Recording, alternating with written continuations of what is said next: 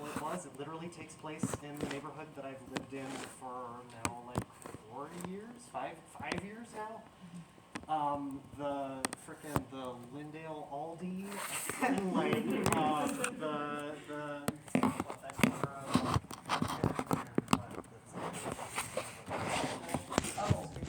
Yeah. I'm just recognizing everything. I mean, it's just like a testament to how good Blue is with details.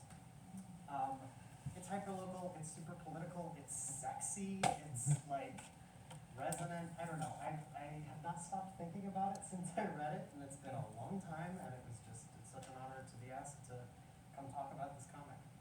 I don't know. I think one of the things that's so special to me about Adversary is that it's doing so many different things, but none of the parts seem unbalanced. It's not like it being a sex comic overtakes the political saliency, and it's not like it being just about Minneapolis means that it can't apply to every city in the United States, you know. I think it's just a really incredible balancing act. I love this comic. I think it's really special, and I'm glad everybody's here today to celebrate it. Yeah. I figure since this kind of has an interesting origin story as a comic, I would talk a little bit about how it came to be.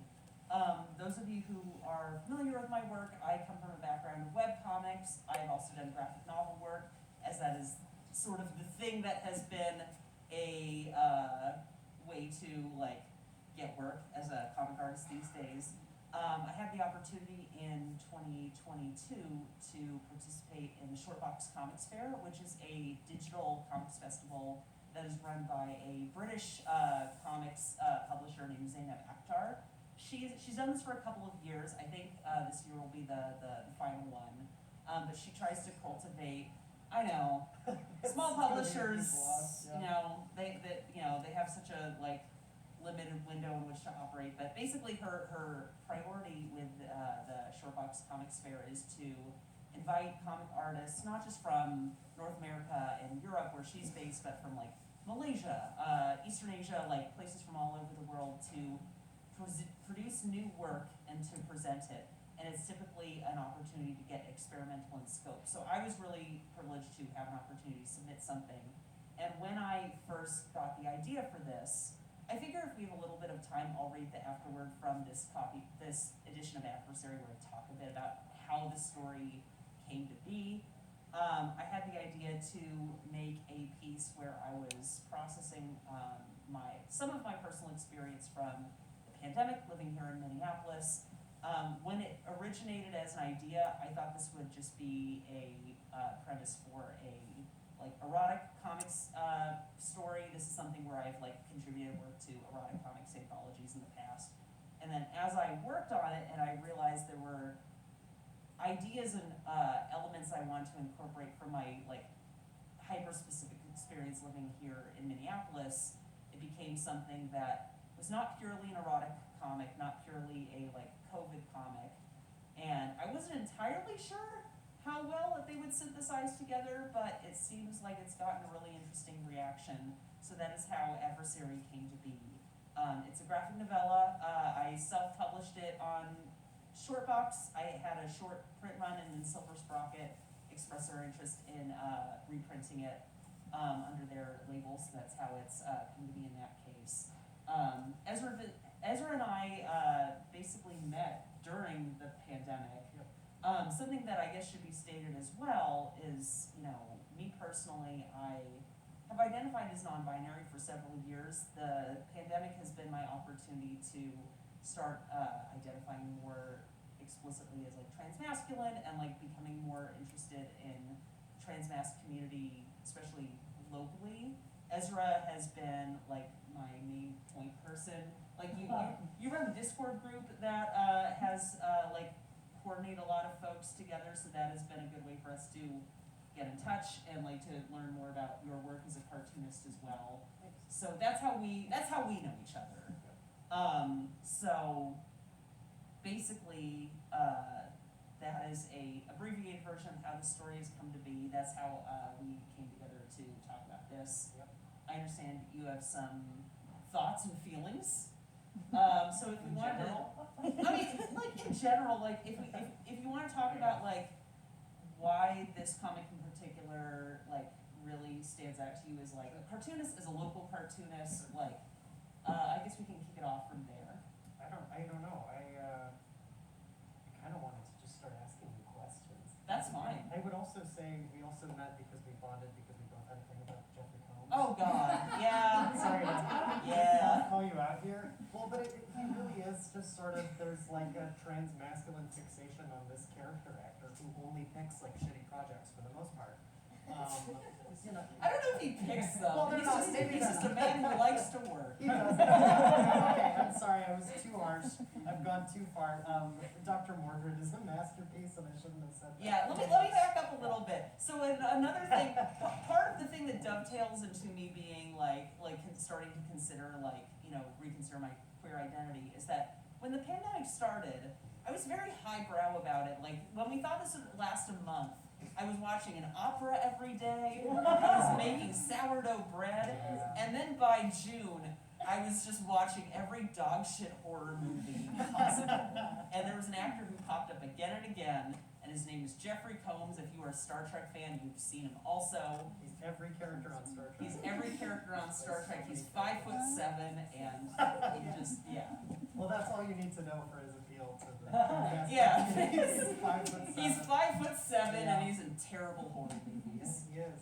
I don't know, I guess I could talk a little bit about what this comic means to me, just like as a person who I got COVID in September of 2022, and I just like simply never recovered.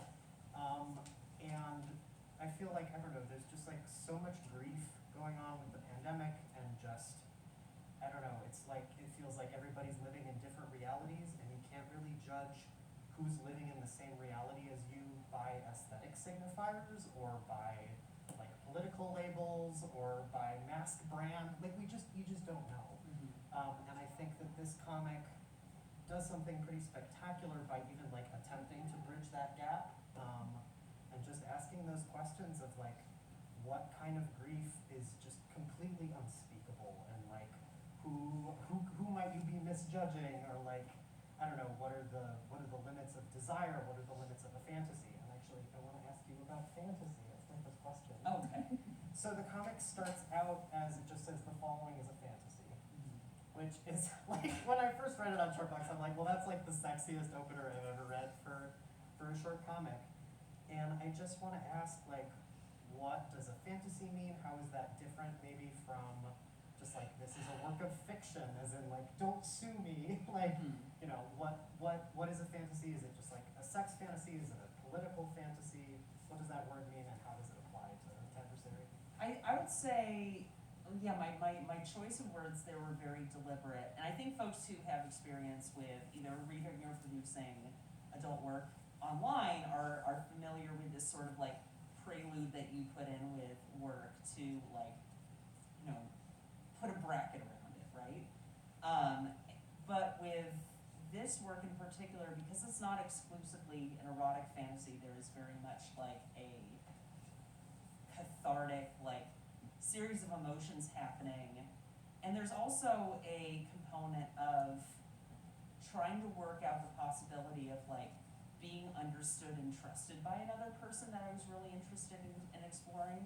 Something that I invite everyone here to consider, as we think about like COVID narratives, not just this one, but like COVID narratives in general, because this is something that will inevitably become part of like the books we read, the movies we watch, if not already. Something I invite you to consider is, when you talk to people about your experience during the pandemic, whether this is parents, whether this is neighbors, whether this is strangers, what do you tell them about your experience, and what do you leave out, and why? Because I feel like there is a lot that you keep to yourself, and maybe it changes from person to person, but I feel like there is a level of trust, and there's a level of like figuring out what this other person, like what Venn diagrams they occupy that you share or don't share, and how you gauge what that other person can understand and fundamentally won't understand. That is, I think, a component of a lot of ways that we interact with the world, but I think especially with something as charged as COVID, something that is ostensibly a shared experience, but we all experienced it differently. That is, I think there's a yearning that comes from hoping that another person will understand where you're coming from that you just can't expect. And that is, I think, where that fantasy label comes from, because there is a fantasy element in hoping that someone will understand where you're coming from completely that you just can't expect. Well, that, I mean, you've also just described dating, just like generally. Yeah, fair. You know? There's a lot of like code words. That's like another thing that is brought up in this, like this idea of like words that you say or things that you do or even things that you wear that like to someone in the know will indicate things about you or like open up this like shared lived experience. Yep. That I think is really common with dating, especially queer dating. Yep. But also I think comes with certain like lived or political experiences too, like being tested and coding certain things. Yeah, there's a bit for people who haven't read the comic. One of the characters, Anton, wears a Hellraiser t-shirt, and the other character, Curtis, doesn't, like, it's so worn that it just says Elra, and so, you know, Curtis is Googling, like, who is Elra, like, what does this mean? And I just think it's just such a good little microcosm of, like, trying desperately to understand somebody, but not even knowing, like, what questions to ask, and then by the time that it finally, you know, that he's finally like, well, it's a movie, there are so many more pressing questions that this other character, like, doesn't know anything about this other guy's life, so then it all just, you know, comes crashing down. But, like, what do you ask somebody in a Hellraiser shirt? It's like, does that mean that you're, like, really into exploring the limits of pleasure, or, like, probably not, maybe not, you know, Well, maybe it's just aesthetic. Yeah, there is like a thing, I mean, this is kind of connected to when, a couple of years ago I went to Pride and I clocked a trans dude who was in a Tetsuo the Iron Man shirt. If you know, you know. But like Hellraiser in particular is like, I'm really interested in like what is considered perversity and like the limits of like human sensory experience, and also I'm a homosexual. Like there are certain like coded things that are with particular, like horror movies in particular have a really interesting like overlap with like trans people, not just like trans masculine people, trans feminine people, like in a slightly different way, but that is a particular kind of person that informed Anton as a character that I drew to again and again. The Hellraiser thing is very much like a, you know, if you were like with a 40-year-old man, like 40-year-old like ostensibly straight man, like they're not gonna get the Hellraiser thing, but I feel like as a shorthand that is a very good example of that, like, you know, this is for particular people. Did I tell you the most like toxic interaction I had on a Reanimator Discord server was over somebody was saying, well, I'm Boo Boo the Fool for like being there, but somebody in it was saying was like, well, Hellraiser's not gay because none of the characters are gay, and it's like, that's not what that's, if you don't get it, then you don't get it. And they were hostile, they were mad, I'm never coming back here again. And I was like, I should reconsider why I'm on this Discord. But the Jeffrey Combs Discord server I was in. Was this a different one? No, this is a different, so this is completely opposite. Star Trek moms are some of the nicest people I have ever met. Yeah. So completely polar opposite, but just like little shitty Reanimator guys, some of the worst. That's fascinating to me. Yeah, very different. Very Yeah. different experiences.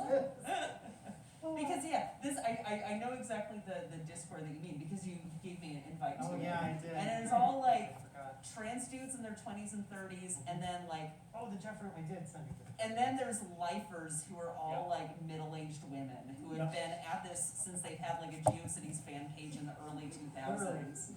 It's so charming. Wonderful, wonderful people. I met one of them in New York City, and I hadn't watched Deep Space Nine, and now I've watched all of Deep Space Nine. Oh, delightful. Positive change is possible in this world. Yeah, I want to talk about the politics of this book a little bit. So can I give a big spoiler? Sure. Is that okay? Heads up. So one of the characters throughout the book is just talking a lot about not what you want to do, is really just not interested in proving that he's a good person. Whenever ideas of goodness comes up, he's very like cagey about it. He's like, it's just what I need to do. do is self-immolate. That he lost his sister to COVID, and you know he sees all these help wanted signs around town, and is like, we're just surrounded by fucking tombstones, and nobody's listening. So I don't know. When I talk about when I ask about fantasy, I guess part of the fantasy is just that an individual could even, you know, I don't know, create the kind of political change that is necessary at this moment. I don't know, was that part of the fantasy for you? Was that part of the fantasy? I mean, that was a big one, and this is kind of like a difficult conversation for me to initiate, because in many ways I don't feel like I've experienced direct COVID grief in the way a lot of people have experienced COVID grief. And a lot of it was just me extrapolating, like, if this is how I feel, if I've experienced it at this level of like immediate ramifications, like how must it feel for people who've like experienced like loss at this level? And it was like too much to bear. Like like so much of this is like dealing with stuff that is, you know, dealing with loss, dealing with like really bizarre, upsetting stuff that like if you lived in like Minneapolis in 2021, like, and you walked down Lyndale and you saw like an armored tank, like just like really bizarre stuff, and like also like trying to figure out how to communicate this to people and not knowing how, and trying to like weave this into a narrative of like cohesiveness was really difficult. And I don't know, I think that was the main thing about this book that I was worried about, is that it would not feel like sincere, just, or like not from lived experience. But I don't know, at the same time, like I experienced really tough things from this. Like if we want to talk about like one of the most painful things I experienced from this, like I had a family acquaintance who like was a very small kid who lost like direct family members from COVID, and the only thing we could really do for him was like make him a card, and I was giving the card because I knew how to draw Goku. And like this was like the most I could do for like this one kid. I was like, this isn't like even remotely adequate, like what are we doing? And like that for me is like some of the hardest I felt. So like trying to figure out how to extrapolate that was like, you know, it like what else could it be? And I have like 30 things to say to that. Well, I mean, I would say, first of all, I think you do a really good job of mapping how all kinds of different struggles are interrelated, like the armored tanks down Lyndale, how the uprisings in 2020 are connected to COVID, are connected now to what's happening in Palestine. Like, all of these things are so interwoven, and then how that can happen on an interpersonal level, just in this relationship between these two people. I also want to say, and I think I've told you this before, just like, if you were grappling with like losing a loved one directly, I don't know that you would have been able to make this comic, or you would have made a very different comic, or just not made a fucking comic at all. So I think, I don't know, I'm grateful that there are people who are not all the way in the shit with certain things and are able to be like, here's some clarity and perspective, and you're able to make it, you know, have all of this like emotional drama and like sex stuff, because you know sometimes, you know, there were points when I was too sick to like be, I was like, man, I wish I could just be horny right now, you know. And so I'm glad that it's there, and I can just open a book and I'm like, well, I'm glad Blue was horny for me. Suck it on. This is the other thing too, and this is sort of like when I was trying to like figure out why these all were coming together for me personally, is so much of like these conversations, and you know, I imagine like some of you might have similar experiences, is trying to figure out how to communicate stuff to older people is a challenge. And for me personally, you know, if you're familiar with my work at all, I'm really fascinated with May December, like relationships, like sexual, romantic, or otherwise. And so this is like another wrinkle in that vein. Like I'm really interested in this dynamic where, you know, one partner in this relationship is just at a fundamentally different level of like experience, like lived experience, in, you know, many ways, shape, or forms. Like that's fascinating to me. That is the backbone of Oh Human Star, which I made for like 8 years. Like I just find it really interesting. I find it like really interesting as a relationship dynamic. This seemed like another iteration of that is, you know, like fraught and more like immediately apparent, but has relationship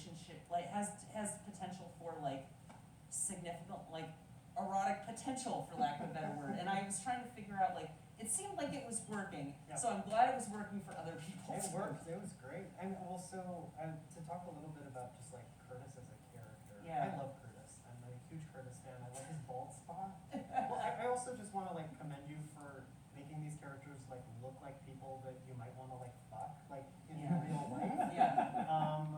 Because you were saying you're like, you love weird looking old men. I'm like, they're not weird. They're cute. They're pretty typical. They look like normal. I'm used to like defending my position. No, this conversation is not for those people who would not understand. But to talk about Curtis a little bit, because you were saying like, isn't it totally inadequate that all you can do is draw Goku? Mm-hmm. You've got this perspective of this person who is not that used to like gay life and is like learning all of the moves and like the places to hang out and like how to hook up correctly, and happens to encounter this little freak. This weirdo. This weirdo, and is realizing that all of the things that he's learned in other relationships just do not apply and are inadequate in all of these different ways. And I also feel bad. I feel so bad for him. I feel bad for him. Like he's got a lot going on, and this is like the last thing he needed. Yeah.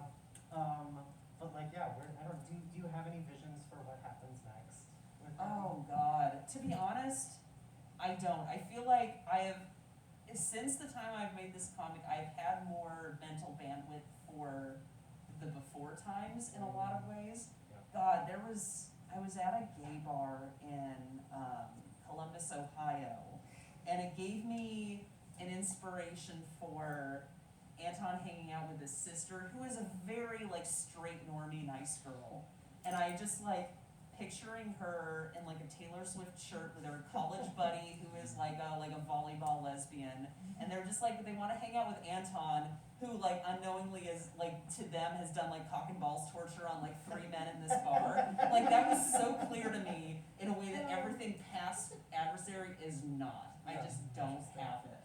Well, you can feel it though, that these characters, that you can see the whole before times, and you're telegraphing that to the audience. Yeah. How lived in the characters are, but you don't need to be. And this happened, and this, and here's this Yeah. live journal from before the Yeah. It's tough because like I am like inventing for this comic something that doesn't have a like immediate analog in Minneapolis, like hyper local politics, which frankly like one of the reasons I like Minneapolis is that it is so easy to get acquainted with the way like hyper local politics happen here. And like, you know, I made some leaps, but like especially in the last recent times, like there's been some really unexpected analogs that like I'm still trying to figure out how to process with that. So like just like in American politics in general. What do you mean by that? Well, I mean like with self-immolation. Like to be honest, I'm like trying to figure out like how, you know, it's just a lot. Yeah. So it is really hard to think about like what this hypothetical version of Minneapolis, how it would go from there. Wow. Well, that's a science fiction comic. That's Yeah. a whole other, you just triggered all these different things. Yeah. Yeah. I don't know. What else is there? I don't know. I'm really interested in the seed of this comic being the sex. Yeah. And I'm also a person that when I'm writing, I like to like wonder what the sexual core of it is first. Yeah. I guess I want to know a little bit more of your process from there, how it turned into all these different things. Were you just too aware of everything going on that you couldn't focus on that? I mean, let me talk a little bit more about like the inciting instant for how this comic came to be, because this is like one of the few things where I can like I get it down to the day that this comic came to be. Basically, I was in like the area of like Nicolette. I went to Pimento, which is a restaurant on Nicolette. I went in to get a Jamaican chicken patty, and there was a man there in line, and he was wearing a shirt for a gym, like a self-defense gym I had been to back in like 2016, 2017. And he was like a trainer. He had done some like self-defense seminars that I had gone to with some friends. I'd gone to them on my own because this is something that I kind of like wanted to learn how to do. And it was like a women's self-defense seminar. Like that was very much the focus. And I saw this guy, we recognized each other, and we had this like very normal, casual casual conversation. We got our food, and then I left. And then I immediately started writing down, because I was fascinated by the implications of, like, several years have passed. There's a student and a trainer, and they're like, one of them is very different now. Yeah. And I saw implications in that for what I thought at the time would be like, you know, a provocative, like, smut peddler story and nothing more, right? This is 2021. Later that year, again, because I'm like fairly, like, I keep fairly up to date with like Minnesota hyperlocal politics. Minneapolis had a really, really interesting upswell in like activist-driven, like political, like goings on related to like the prospect of abolishing police that was on the ballot for that November. There was a lot of really interesting, like really, really interesting stuff that came from the way we specifically experienced 2020, the way people in Minneapolis experienced 2020. And the results of that election were very reactionary. And I was really, like, disappointed, but I was also just really interested in how that came to be. I had recently moved from uptown Minneapolis. I moved to Richfield, like right on the border with Richfield. And I had found myself having these conversations with people in my neighborhood who, for the most part, had been there for like many decades. They were like mainly like older white couples who like had basically experienced Minneapolis through like a TV screen and had like perceived it as like a fucking Escape from New York type situation. Like they saw it as like an apocalyptic scenario where the like literally the only dissenting narrative was whatever I was supplying to them. No pressure. Yeah, no pressure, Yeah. especially because like, you know, I'm aware, like, to most people in my neighborhood, like, I'm a butch lesbian if I'm anything. I don't really pass for what I want to be. So there's also this kind of, like, translation of perception, right, that I found frustrating. I was trying to figure out how I wanted to process that. I was trying to figure out how to process everything else. And this kind of found its way into the narrative of what I was trying to do, and I realized I was really interested in this gulf of perception and understanding in a way that was very hyper-specific to Minneapolis. And I should say up front, like, my experience is far from the only one when it comes to like how experience with Minneapolis, as it should be. Like, there's no way that my experience of all experiences would cover like what went on. But I feel like what I experienced was interesting, and I figured I would at least try to process it in this convoluted, very dense way. So that is sort of where that is all coming from. It started as one thing, it was informed by a bunch of other things, and that turned into this narrative, essentially. That's a beautiful journey. I guess. Yeah, I think it is. I mean, I want to commend you for page count restraint. It's incredible that there's so much going on that's still just a novella. Yeah. It's kind of insane to me. So I've read 500-page graphic novels with less to say. Yeah. So you've done a great job. I mean, part of that was like when I had been invited to the Shortbox Comics Fair, this is just sort of an idea. And the thing I should state is like there's a very like loose like range of like page limits for things like this. I think the shortest it can be is like 12 pages, but people have like uploaded like entire novellas to this thing basically. And there was a part where I was just like kind of coasting on energy. Like even if there wasn't like a thing I could submit this to, I was like, I have to make this. There's no other thing I need to do. I need to make this. And so it helped. Moment, perhaps. To be honest, yeah, like I just like, once I was in this like scenario, the closest like real life analog I can have it to is like when I was first starting to make Oh Human Star and I was 22 years old. Like, and this was like everything, I just had to get the story out. I've never experienced anything quite like it. And frankly, I kind of miss it, but also it makes me a very weird person to be around when you're in that like creative flow. Maybe you have some analogs like in your own life, I don't know. But to have a external destination for it, I think did help to give it some like some boundaries, and also to help me think more critically about like, okay, what am I trying to say? How can I communicate it? What are some creative ways to like pivot from idea to idea in a way that I think helped the novel and the graphic novel inevitably. Everybody makes short comics. They're great. They teach you everything. Yeah, it feels weird to say this like when I know there are students in a class, but like it really is a big helpful tool to like try and have a boundary for an idea and see what you can accomplish within those boundaries. Because you can come up with like creative solutions that are genuinely very interesting. And more interesting than whatever idea you're sure will prove that you're a genius. You have to tell, no, just do it. This, I'm speaking from experience. Just do a little thing. I think it's what it's. How are we doing on time? 7:36. Okay. Do you have any other like ideas? Do you have any other questions or things that you wanted to discuss before we kind of open it to the group? I think I'm all spent. Okay. I could talk about this comic for a long time, but. You can if you want for like another few minutes. You want me to keep saying how much I like this comic? I mean, like, is there anything like any aspects of it or like developmental parts of it that you wanted to ask about, or? No. Sure. I don't know. Do these characters, are there seeds of these characters in anything else that we've written?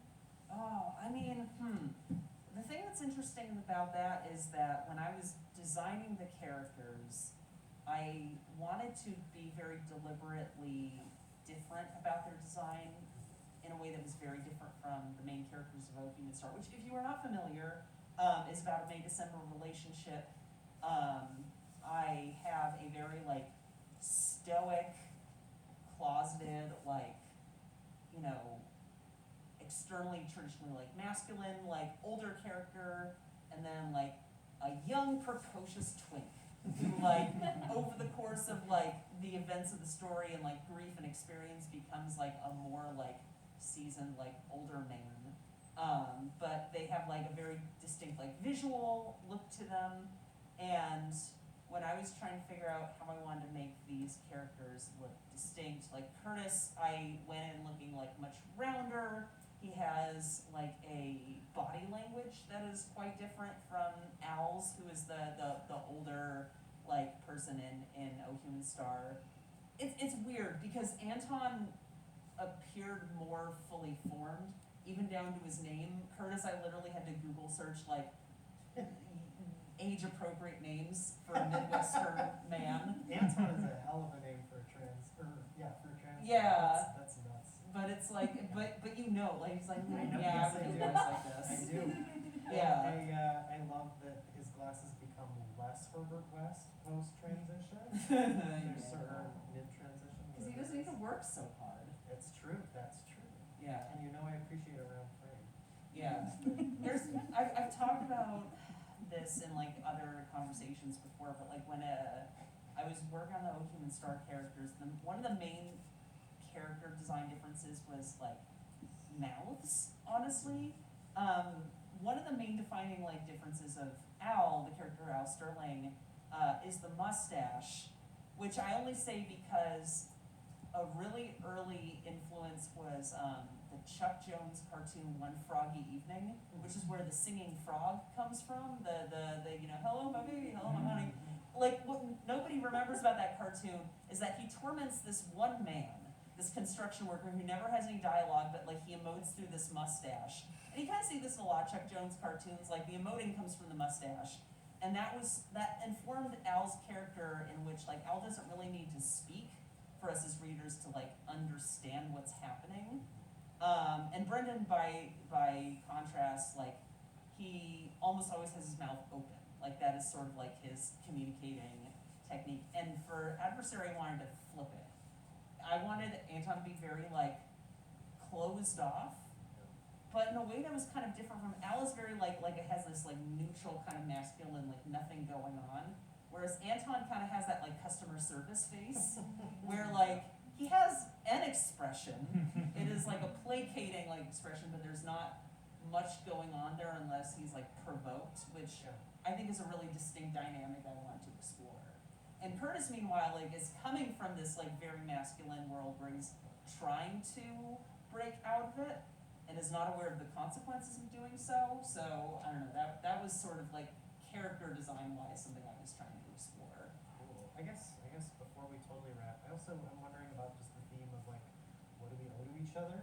Yeah. Because there's instances throughout the comic, like there's an old woman who's like, no, you can take your masks off, it's fine. And there's like Mhm. other characters who are not behaving in the way that like you expect them to, with like certain political goggles on. It's like, oh no. But then, I don't know, also within the relationship, like what do they owe each other? Like would it have all worked out if Anton had just opened up? I don't think so. But like, going Such in a there. mess. He's a mess. I love him though. Yeah. And I admire him, because for me reading that, I was like, no, that makes sense. That is absolutely what he has to do. Yeah. But yeah, what do these characters actually owe each other? Is that something you want to know? Yeah, I mean, I feel like that is a question that I'm not like fully equipped to answer, because I feel like that's like something that everybody is asking each other. I think I find it really interesting, just like as a concept of like equating that to relationships, especially sexual relationships, and this idea of like trust, I find very interesting, because there is a possibility of like growth and connection and trust that comes with having this dialogue with like a romantic or sexual relationship, but like that doesn't cover everything, and there's still like opportunities for fundamental misunderstanding, and I just find that very interesting, and I don't know, I think it is a interesting idea to ponder as people in the year 2024, like what you are capable of like giving to each other, and if you are capable of owing that to each other, and how much of this like work you could do to like ease somebody's like injuries or harm. Like, I don't know, I think that is really interesting to contemplate, both in a queer space and like in a general space. I find it interesting. I don't have the answers, don't ask me what we could do. Well, But, I mean, yeah. the comic ends on such a note of connection, despite all Yeah. odds.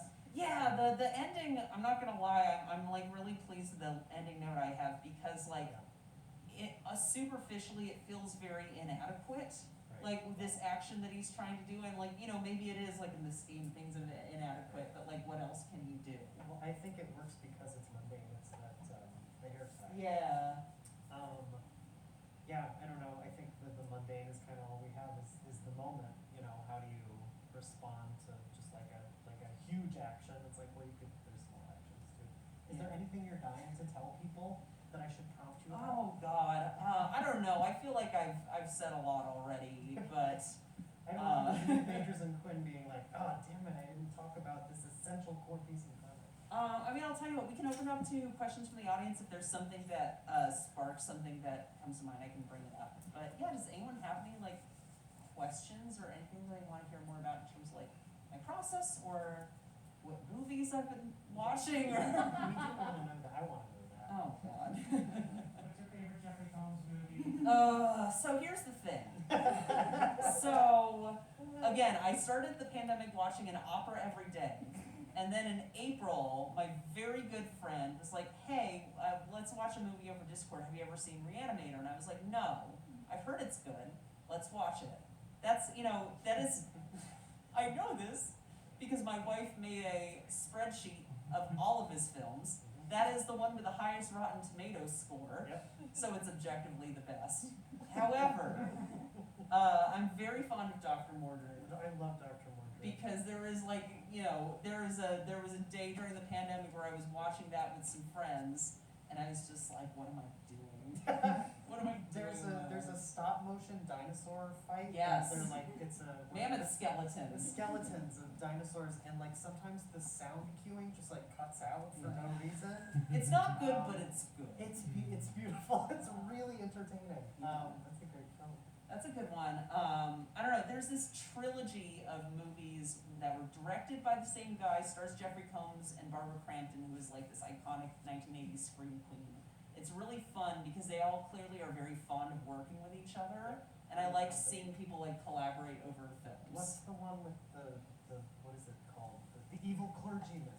Oh, that God. film. Yeah, the thing that was like lost for years, and Yeah. then someone found a print of it. Maybe they shouldn't have. No, it's not great, but as Jeffrey comes kissing an animatronic rat. Yes, it is. Oh, you'll find it. If you look it up, you'll find it. And Evil Fortune, that was a good one. It's not great. Any love for Bride of Reanimator? Oh, I love Bride of Reanimator. It's really, really fun and interesting. It's sort of like if you guys have seen the Texas Chainsaw Massacre that they decided to make a sequel that's just a joke. It's like that, but the first movie's already kind of a joke, so it's a little more coherent. Yeah, But a bizarre Freudian film. yeah. You know, It's just, yeah, it's like, what if these two characters decide to live in a, like, house next to a cemetery and make it a B&B? and have a baby. And have a baby. That's what happens. That's a resurrected, like, Frankenstein movie. It's Yep. great.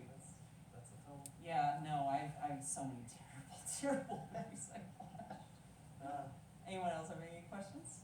I have one. Yeah. I'm really curious about the early, like, developmental stages. Like, I want to know, like, what were the details of getting this whole everything, like all those threads you talked about, putting them together into one story. It seems like it could have gone in so many different directions. Like, how did you decide on one?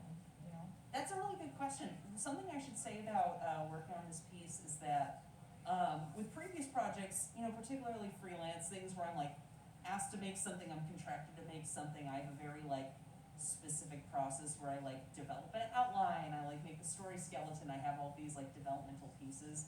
This was kind of atypical in that there are very particular scenes that came to me first that I wanted to try and flesh out while I was like coasting on this energy, and then it was a matter of like filling in the gaps and trying to make sure it was like ideologically cohesive.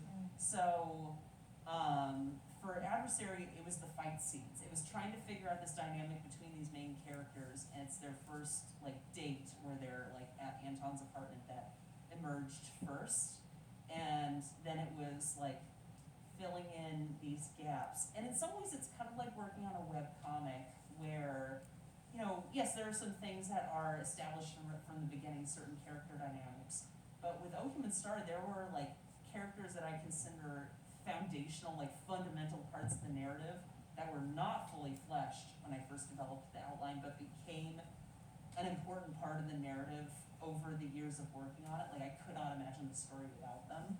So in that way, it developed organically around these like particular moments where I just like, I don't know, I talked to some like friends about it. I established like a sounding board and I had them read works in progress, but I feel like if I hadn't had this experience working in webcomics and like letting certain things grow organically, maybe I would have felt less confident about it. But the backbone of the story as it is really is the fight scenes. I feel like that's where those characters are at their most like unadulterated, I guess. Yeah. So I kind of noticed while I was reading that we never see either of the characters, like, we don't see their like genitals during sex. We only see them afterwards when they're like arguably in the aftercare moment, although there's like not a lot of aftercare going on. And I'm curious, like, was that an intentional decision to kind of like, I don't know, like change how we see their bodies? Yeah, there's definitely thoughts I had in terms of like how their bodies and these characters are viewed like as sexual participants. Something that if you were to like look at the book over again, like Curtis is viewed far more voyeuristically than Anton, I would say. Even if I would say Anton is like the less commonly seen body type, you know, if you were looking at like erotic comics, but the way Curtis is viewed, like the positions that he is in, like the way he is like framed, I think is more like uncommon for like cis men. And Anton, meanwhile, you know, you see him like nude and you see him like in like sexual positions, but it is definitely like in a way that indicates more like power, or, you know, just like more control, and that was intentional. Although it's one of those things where like when you do like enough comics, like it's not like I was setting down with my thesis like I'm going to show it this way, but like it feels right. You know what I mean? I don't know. I know there's. I don't know, maybe this is something where it's like, I've been on Tumblr for a long time, but there's a lot of like conversation, discourse about how to show trans bodies and trans men, and I think there's like increasing nuance about that, like having Anton be like a non-op body, like he has his breasts, he has like his original genitalia is something that was something I was very intentional about showing. I don't know, to answer your question, yes, I thought about it, but almost more in terms of like perceiving these bodies, like how we interpret that dynamic, I think. I think power is probably the right word. Yeah. Because Like power and control. like Marina and the Diamonds said, power and control. Sure. Yes. Well, it's like, I don't know, that it's sort of a transition fantasy, right? That you can meet somebody that knew you pre-transition, and you have sex in this way, and this is how you're framed, and you're gonna have sex with this bar guy, and it's gonna be framed in this particular way, and it's very cool. Yeah, especially with something where it's very much focused around a scene. Yeah. I think one of the main like lines that Anton says I think is like pivotal to understanding his character is with these scenes, like even when I don't win, I'm still in control. Yeah. I think is like fundamental to understanding like what he finds valuable both like in his relationships and just in where he is in his life. Like that idea of control is very, very interesting to me. Yeah. Yeah, so this comment, you made a comment about the recent past, in the recent past, and now you are re-releasing it, especially given that the topics are things like politics and gender and things that I know that my thinking has changed a lot in the past couple of years. What is it like to revisit this comic like a year or more after you initially drew it? How is this re-released going? It's a good question. What's interesting about having it come from a publisher like Silver Sprocket is that it's more available to an audience that is outside of Minneapolis. So I did the thing that you're not supposed to do, which is like I've Googled myself and I've read reviews. Don't do that. But I think I've encountered like a level of people who just like can't access like via the conversation about Minneapolis that is like being engaged in this comic. You know, there's just like if you weren't there, if you were not plugged into like Minneapolis like events, there's some things that are just gonna be opaque to you. And like that's something I've just like come to accept. Like, you know, this isn't for you. If you haven't had a Lindale Aldi moment, can't help you. Right. Can't help you. Yeah, I don't know. There's just certain things that are like very Midwestern. I think it is very interesting because I think when it comes to like certain narratives, like most of us, I would say, have absorbed enough information about New York City, for example, or LA, where we can like probably make certain extrapolations about what certain things set in those cities mean that Minneapolis doesn't necessarily have. So that's been kind of interesting. I will say, in a way, Adversary is like a weird kind of riff on a short story or short comic I'd done in 2017 when I was taking those self-defense classes.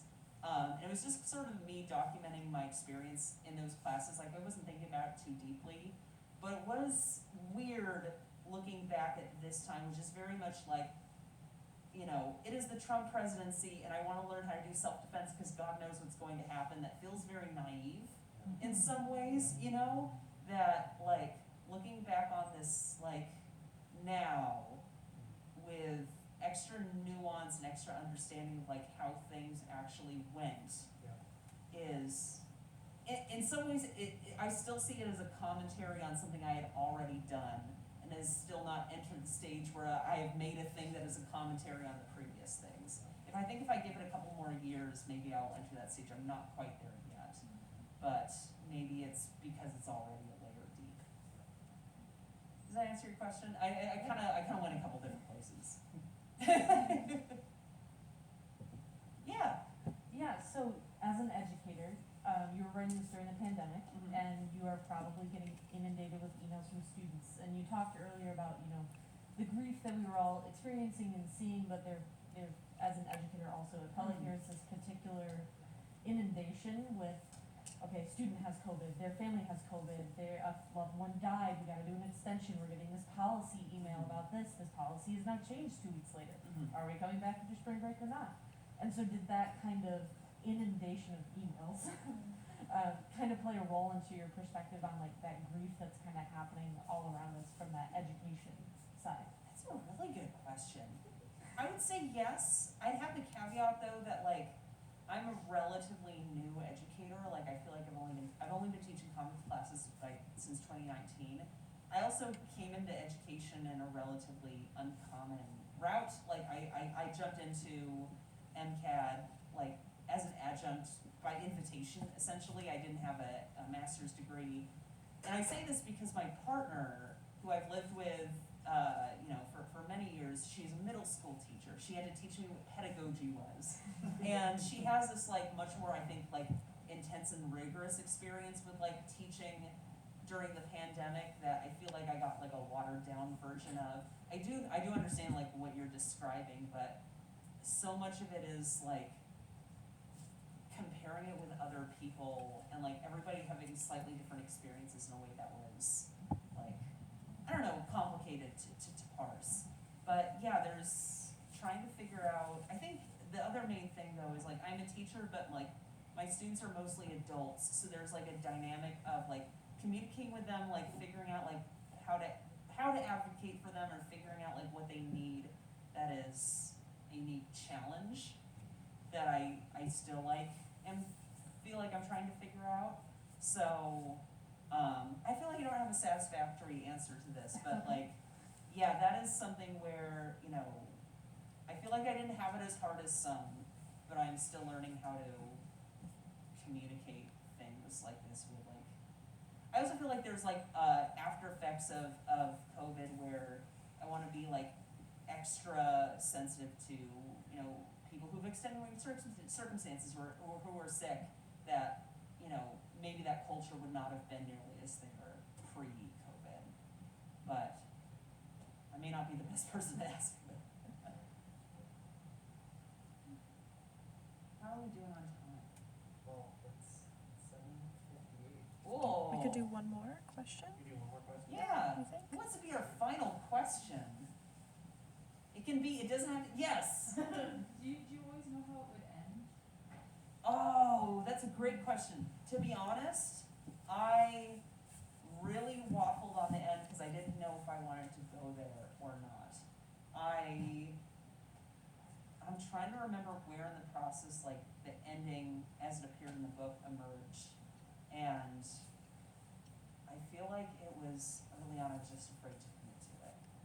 And I ended up, like, I tried to, like, talk to some people about it. I really, like, thought about it for a while, but it really seemed like that was what it had to be. And yeah, this is another thing where like if I was in a traditional like publishing environment, I would have to have this like established from the pitch, right? Like everything would have to be established in advance.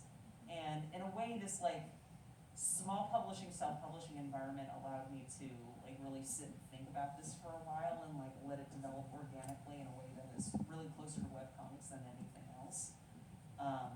Yeah, I don't know how this would have emerged if it was like intended as a published comic. I'm really not sure. I'm kind of glad that I had the ability to sit and think about this for a bit, and there was that like alternative like distribution method. Cause yeah, I don't know if I would have been prepared to commit to this in like October 2021. Right. Yeah.